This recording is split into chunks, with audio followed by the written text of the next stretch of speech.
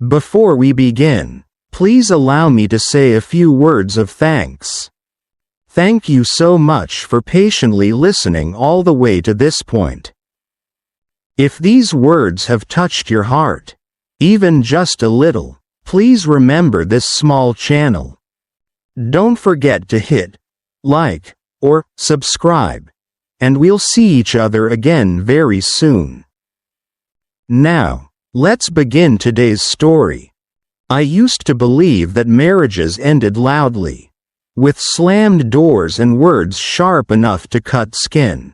But ours began to end on a quiet Tuesday evening when the light in the kitchen felt too white and my wife's phone kept lighting up face down on the counter, vibrating like a nervous heartbeat she was trying to hide. And I remember noticing absurd details. The way the kettle screamed even though no one had turned it on. The faint smell of detergent on her sleeves that wasn't ours. The soft patience in her voice when she said my name as if she were already speaking to someone else inside her head. And in that moment I did not yet know that my life was about to split into a before and an after. I only knew that something essential had slipped a few inches out of place and the world was tilting without making a sound. And I stood there pretending to read a message on my own phone while watching the woman I had loved for 12 years become a stranger who shared my sink and my history but no longer shared my eyes. Later I would replay that evening endlessly. But at the time I told myself that love required trust the way lungs require air. So I inhaled and kept quiet. I told myself not to be the kind of man who checked messages or followed shadows. I told myself that strong men do not ask questions they are afraid of hearing the answers to. And I did not realize that silence, too, can be a kind of cowardice when it is built from fear rather than grace. Our life then was ordinary in the way that feels permanent while you're living it. Early mornings with coffee growing cold on the table while we discussed grocery lists and weather forecasts. Evenings where we watched half an episode of something and fell asleep before the ending. Weekends filled with errands that felt like proof of stability. And I loved her not in grand gestures but in the quiet habit of reaching for her hand without looking. In remembering how she liked her toast slightly burned. In folding laundry while listening to her tell me about a colleague who annoyed her. And if you had asked me then whether I was happy, I would have said yes without hesitation. Because happiness, to me, was the absence of drama and the presence of routine.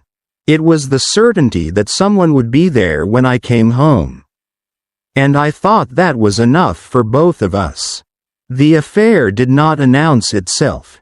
It seeped into our days the way dampness creeps into walls. Subtle at first, then impossible to ignore. And the first real crack appeared not through evidence but through absence. Through the way she stopped telling me small things. The way her laughter came back a second too late when I made a joke. The way she began to guard her solitude as if it were something I might steal. And when I finally asked her one night, voice steady in a way that surprised me, if there was someone else, she did not deny it. She did not cry. She did not even look ashamed. She only sat very still and said yes, as if admitting to a weather change. And that calm hurt more than anger ever could have, because it told me she had already made peace with a truth that was still tearing me apart. I remember the sound my own breathing made in the room, loud and animal. I remember how my hands felt too large and useless at my sides. I remember thinking, irrationally, that this must be how buildings feel during earthquakes, when the ground they trust suddenly moves beneath them. And she spoke then, explaining herself with a clarity that felt rehearsed. saying she had felt invisible for years, saying she had needed to feel desired, saying it had not started as anything serious. And I nodded as if I were listening, as if my chest were not collapsing inward, as if each word were not carving out something that could never be put back the same way. And I wanted to ask why she had not come to me. Why she had chosen betrayal over conversation. But the truth was uglier and simpler. She had, in her own way, already left, and I was the last to know. In the weeks that followed, I learned that pain has a physical weight, that it can settle into your bones and make ordinary movements exhausting. I learned that sleep becomes a negotiation rather than a refuge, that mornings feel cruel because they insist on continuing, and I moved through my days like a ghost haunting his own life. Still going to work, still answering emails, still smiling when required, but inside I was replaying memories, interrogating the past for signs I might have missed, bargaining with an imaginary future where this might somehow be undone. And the worst part was not the images I could not stop imagining. Her laughter belonging to someone else, her body choosing another set of hands, but the way my own sense of worth began to erode. Because betrayal does not just break trust. It whispers that you were never enough. And those whispers, repeated often enough, begin to sound like your own voice. She asked for time, for space, for understanding, words that sounded reasonable in the abstract and unbearable in practice. And I agreed because I still loved her and because I did not know who I would be without the role of husband anchoring me.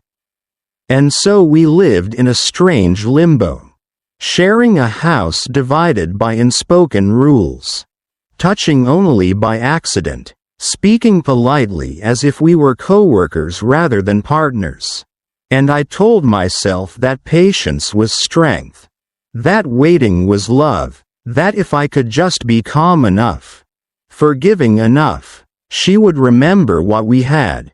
And I did not yet understand that love offered without boundaries becomes a slow form of self-erasure.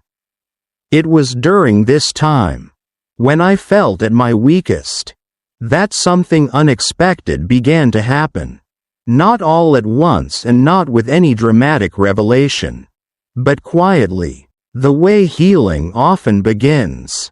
Because when everything you believed about yourself is stripped away, you are forced to confront the question you have avoided for years. Who am I when I am not being chosen?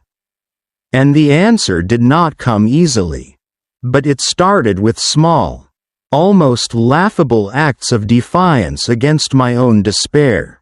Like going for walks late at night when the house felt too full of silence. Like sitting alone in a cafe on Sunday mornings and learning to order for one without apologizing to an empty chair. Like writing thoughts down not to make sense of them but simply to keep them from drowning me. And in those moments I felt something fragile but real stir inside me. A sense that my life might be larger than the role I had been clinging to. I began to notice how often I had bent myself into shapes that made her comfortable. How often I had swallowed dissatisfaction in the name of peace. How I had mistaken endurance for virtue. And this realization was not empowering at first. It was devastating. Because it meant acknowledging my own complicity in the quiet unhappiness that had preceded the affair. And yet, strangely, that acknowledgement carried with it a seed of freedom. Because if I had played a part in losing myself, perhaps I could also play a part in finding myself again. She, meanwhile, oscillated between guilt and distance. Between moments of tenderness that felt like hope and stretches of coldness that reminded me how provisional my place in her life had become. And each shift kept me off balance, waiting for cues, measuring my worth by her attention. Until one evening, after a particularly hollow dinner where we spoke only of practical things, I caught my reflection in the darkened window and did not recognize the man staring back. His shoulders curved inward, his eyes dulled by constant vigilance. And something inside me broke open, not with rage but with clarity. The understanding that loving someone should not require the constant sacrifice of your own dignity. And that realization, once it arrived, refused to leave. I told her then, quietly, without accusation, that I could not continue living in uncertainty. That I needed honesty not as a promise of reconciliation but as a foundation for respect. And she listened, really listened, perhaps for the first time in months. And she admitted that she did not know what she wanted. That part of her loved me and part of her was already elsewhere. And instead of collapsing under those words, I felt an unexpected calm. Because the truth, even when it hurts, has a way of simplifying things. And I realized that my healing could not depend on the outcome of her indecision. From that point on, the story began to shift. Not because the pain vanished, but because it was no longer the only force shaping my days. And I started making choices not to win her back but to reclaim myself. Enrolling in a class I had postponed for years. Reconnecting with friends I had drifted from. Learning to sit with loneliness without letting it define me. And each step, however small, felt like a quiet rebellion against the version of myself who had believed that love was something to be endured rather than shared. The affair had broken me. Yes, but in the breaking, it had exposed the fault lines I could no longer ignore. And as I slowly began to rebuild, I understood that whatever ending awaited us, whether we found our way back to each other or chose separate paths, it would have to be an ending where I stood whole. Where my sense of self was not contingent on someone else's choice. And that understanding, fragile and hard one, marked the true beginning of my return to myself. The days after that conversation carried a different weight. Not lighter but clearer, as if the fog had thinned enough for me to see the road even if I still did not know where it would lead. And she seemed to sense the change in me too. The way I no longer hovered for reassurance or softened my words to protect her comfort. The way I listened without pleading. And this shift unsettled her more than my earlier pain ever had. Because desperation is familiar and powerlessness is easy to manage. But self-respect introduces a kind of distance that cannot be negotiated away. We began speaking more honestly.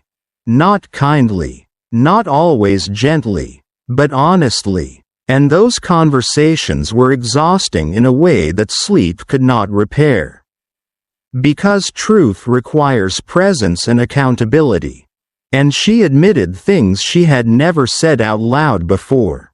How she had resented my steadiness when she felt restless. How my reliability had begun to feel like a mirror reflecting her own dissatisfaction.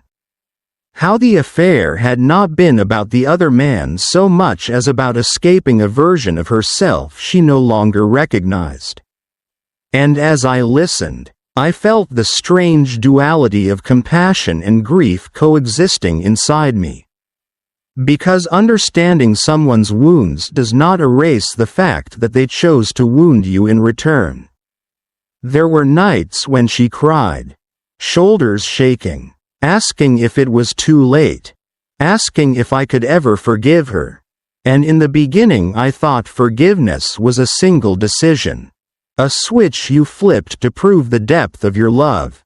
But I was learning that forgiveness, real forgiveness, is a process that cannot begin until you stop abandoning yourself.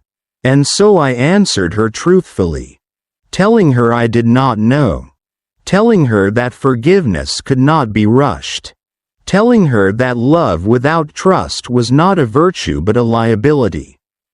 And saying those words felt like stepping into cold water. Shocking but clarifying. Because for once I was not trying to manage her emotions at the expense of my own. As weeks turned into months, the house transformed again, not back into what it had been, but into something more honest, quieter in a different way. And we spent time apart by mutual agreement, not as a punishment but as a necessary breathing space. And in that separation I confronted my fears more directly than I ever had before. The fear of being alone. The fear of having wasted years. The fear that starting over would be an admission of failure. And each fear, when examined closely, revealed itself to be less about her and more about my own identity. About the stories I had told myself regarding success, masculinity, endurance, and love. I learned that loneliness does not kill you, that it sharpens your senses and forces you to listen to yourself. And I began to appreciate the quiet autonomy of my own routines. Choosing meals based on hunger rather than compromise. Spending evenings immersed in books or music without the low hum of unspoken tension. And these simple freedoms accumulated into a feeling I had not experienced in years. A subtle but growing respect for my own company. When she eventually asked to talk about the future, truly talk, without euphemisms or evasions, I was surprised by my own calm. Because the outcome no longer felt like a verdict on my worth. And we sat across from each other like two people acknowledging the end of one story even as we debated the possibility of another. And she said she wanted to try again. To rebuild. To choose me this time with intention rather than habit. And I believed her sincerity. I truly did. But sincerity alone could not erase the fractures that had already reshaped us. I told her that I loved her. That some love does not vanish even after betrayal. But that love was no longer enough to guarantee a shared future. Because trust, once broken, does not return through promises but through consistent, unglamorous effort over time, and even then, it may not return in the same form. And as I spoke, I realized that my goal was no longer to preserve the marriage at any cost, but to preserve my integrity, whether that path led back to her or away from her. In the end, our decision unfolded not with drama but with a quiet mutual recognition that the version of us that existed before could not be resurrected without sacrificing too much of who we had become. And we chose to separate not as enemies but as two people acknowledging that love sometimes survives best when it is released rather than forced into a shape it can no longer sustain. The aftermath of that choice was not immediately peaceful. Because endings, even chosen ones, carry grief, and there were mornings when the absence of her presence hit me unexpectedly. Like reaching for a light switch that was no longer there. But alongside that grief was a growing steadiness. A sense that I was no longer living in reaction to someone else's decisions. And that steadiness became the foundation upon which I began to imagine a future defined not by loss but by possibility. I did not rush into anything new, romantic or otherwise, because I was learning to honor the space between endings and beginnings. That fertile, uncomfortable ground where self-knowledge takes root. And in that space I discovered a deeper understanding of what I wanted from love.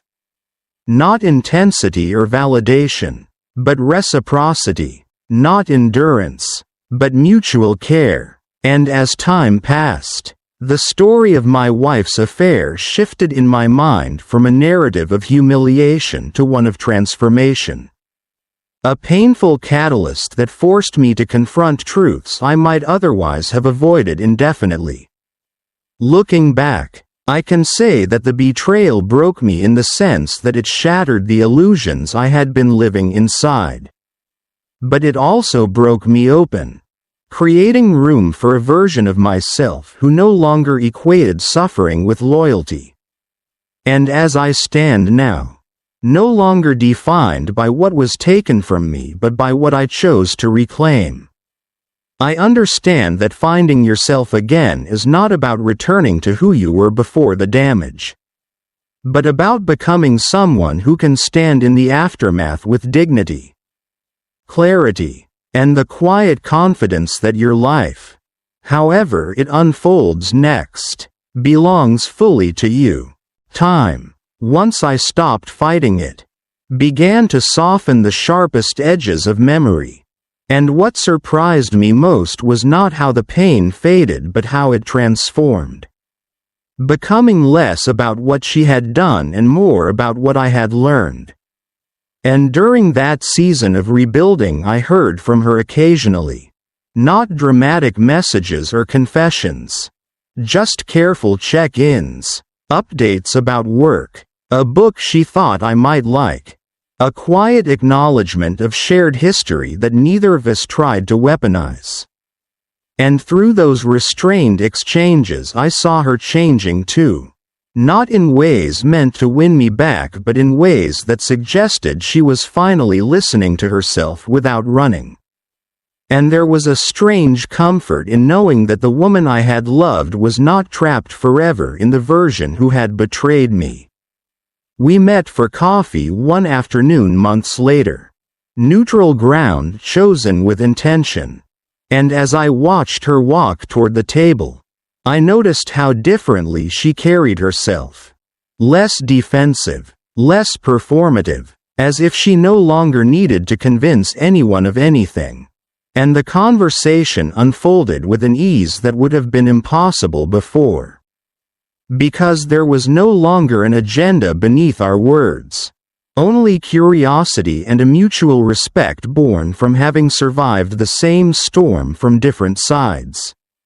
She told me about therapy, about confronting patterns she had inherited and never questioned, about learning that desire without responsibility is just another form of avoidance.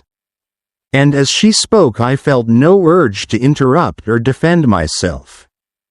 Because this was not a courtroom and I was no longer seeking a verdict. I was simply witnessing the evolution of someone who had once been central to my world. And in that witnessing there was a quiet pride. Not possessive, not nostalgic, but human. When she asked me how I was, truly how I was, I surprised myself by answering honestly without minimizing my growth or my struggles. Telling her about the routines that grounded me, the friendships that had deepened, the sense of alignment I was building between my values and my choices. And she listened with the same attention I had once begged for. And in that moment it became clear that even if we never found our way back to each other romantically, something valuable had been salvaged from the wreckage, a mutual recognition of each other's humanity beyond the roles we had failed to sustain. As we said goodbye that day, there was no ache, only a gentle acceptance, and I realized that closure is not an event but a gradual release. A series of moments where you choose not to cling to what no longer fits. Life continued, as it always does, and somewhere along the way I allowed myself to imagine love again. not as a remedy for loneliness but as a potential extension of an already full life. And when I eventually met someone new, it was not lightning or obsession but a steady warmth. A connection built on shared presence rather than projection. And I entered it cautiously, transparently, carrying the lessons of my past not as armor but as wisdom.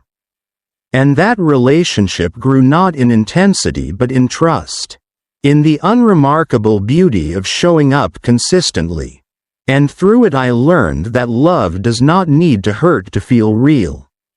I heard, later still, that my ex-wife had found her own happiness, not in another affair or a dramatic reinvention, but in a life that finally felt honest to her. And that knowledge brought me an unexpected peace. Because her happiness no longer threatened mine.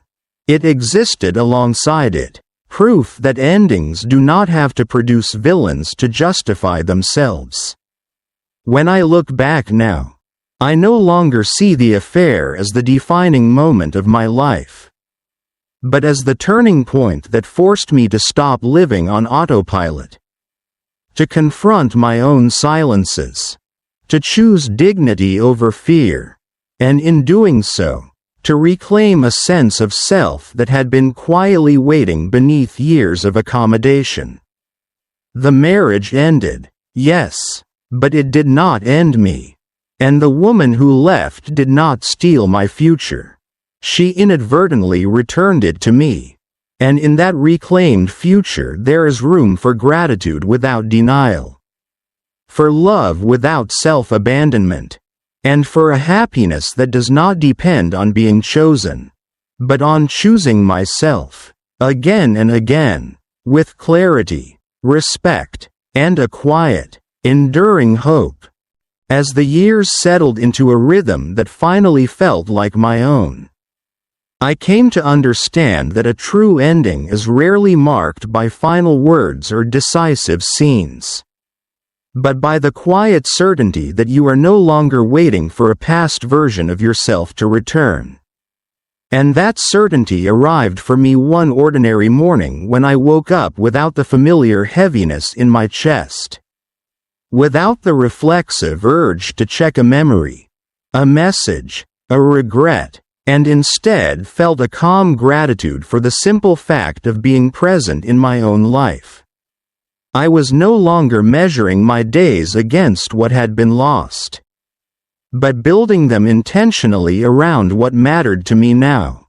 And that shift, subtle yet profound, was the clearest evidence of healing I could have asked for. The woman I was with then did not rescue me, and I did not ask her to. Because rescue is not love. It is dependency disguised as devotion. And what we shared was something steadier and quieter. A partnership built on mutual choice rather than fear of abandonment. And she saw me not as a man who had been broken but as a man who had been shaped. And in her presence I felt no need to perform strength or hide vulnerability. Because both were welcome, and that acceptance, earned rather than demanded, felt like home in a way I had never experienced before. We spoke openly about our histories, not to confess or compare scars, but to understand the contours of each other's resilience. And I found that my past no longer defined me. It informed me, offering context rather than constraint. And when moments of doubt surfaced, as they sometimes do even in the healthiest relationships, I met them with communication instead of silence, boundaries instead of self-sacrifice, and trust instead of avoidance. And each time I chose differently than before, I felt a quiet pride settle into place. The kind that does not seek validation but recognizes growth when it appears. On occasion, I would think of my ex-wife, not with longing or bitterness, but with a gentle acknowledgement of the role she had played in my becoming. And I wished her well without feeling responsible for her happiness. And that emotional independence was perhaps the most meaningful gift to emerge from everything we had endured. Because it signaled that I had finally learned the difference between loving someone and losing yourself inside them. The affair that once felt like the end of everything had, in time, revealed itself to be the beginning of a deeper, more honest life, one where I no longer equated endurance with virtue or silence with loyalty. And where my worth was no longer contingent on someone else's attention or choice. If there is a lesson hidden in my story, it is not that betrayal is a blessing, because pain is never something to be romanticized, but that even the most devastating fractures can become openings through which clarity enters. And through that clarity, transformation follows. I did not emerge untouched, but I emerged intact, with my dignity preserved and my sense of self strengthened. And today, when I look at the life I have built, steady, grounded, and genuinely mine, I understand that being broken was not my failure. Staying broken would have been. And I chose, slowly and imperfectly, to heal, to grow, and to love again without abandoning myself. And that choice, repeated over time, is what truly saved me in the end. That's the end of today's story. If you enjoyed it, please leave a comment with your thoughts, like the video, and subscribe to the channel. Thank you.